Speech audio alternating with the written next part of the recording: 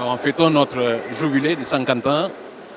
Ça veut dire depuis 50 ans que les communautés capverdiennes sont là. Donc nous, on trouve que c'est très important à présenter cet événement dans cette façon, avec la messe d'Action de grâce, avec notre évêque Monseigneur, André Morceau.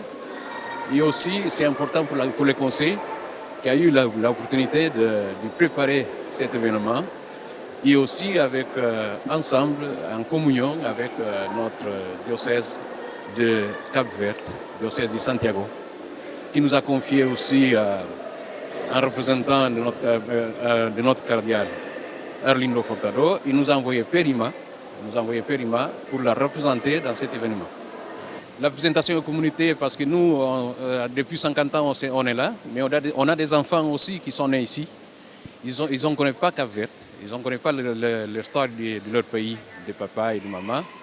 Donc on a fait tout ça pour au moins montrer à peu près, pas que pour les Français qui étaient là, mais aussi pour nos enfants qui sont nés ici, qui connaissent un peu l'histoire du Cap-Vert. C'est ça le principal de notre événement d'aujourd'hui, mais aussi remercier Dieu à tous qui étaient avec nous, la présidente qui a répondu notre invitation pour fêter ça avec nous, parce que c'est très important pour la communauté. Je peux dire aussi que depuis 50 ans, la communauté capverdienne au diocèse de Nice, ça gagne sa place. Il a gagné sa place et aujourd'hui, comme j'ai dit dans mon discours, avec la vertu de la porte par rapport à notre évêque André Morceau, on est plus confiant de suivre l'Église. Et avec tout ça qu'on a fait aujourd'hui, c'est la preuve que l'Église était pleine, c'est la preuve que les Capverdiens aussi, on est là pour travailler ensemble avec le diocèse de Nice et notre diocèse au Cap-Vert. La communauté capverdienne nous apporte tout d'abord l'ouverture, voilà, sur la différence au cœur même de ce qui est notre unité. L'Église, elle est universelle. Et voilà des frères, sœurs, qui depuis 50 ans, chrétiens et convaincus, comme des chrétiens africains, avec la jeunesse davantage de l'expression de la foi, eh bien, viennent ici exprimer cela. Parfois, ça questionne nos communautés.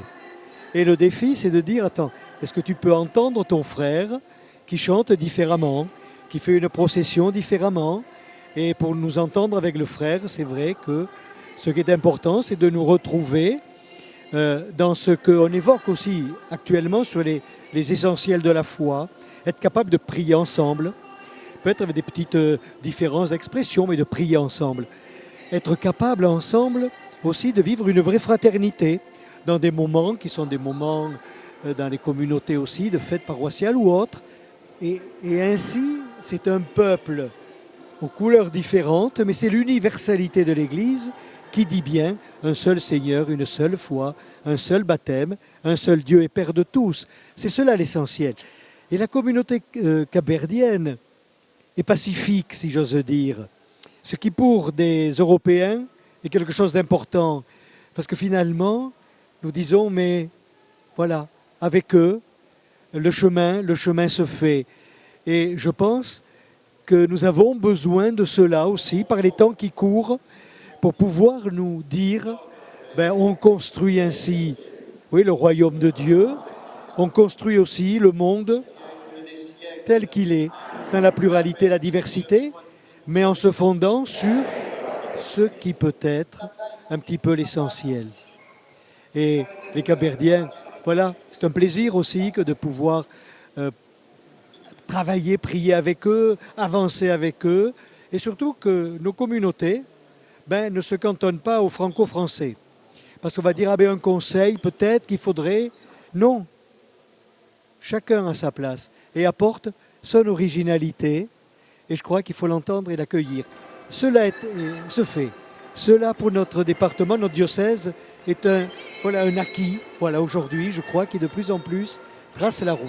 J'en suis heureux comme pasteur, et c'est vrai que j'encourage beaucoup, et la communauté capverdienne, dans les structures qui sont les siennes aujourd'hui, et aussi nos communautés chrétiennes d'implantation, parce que les Capverdiens ne sont pas partout non plus, mais de vivre ce visage d'église d'universalité.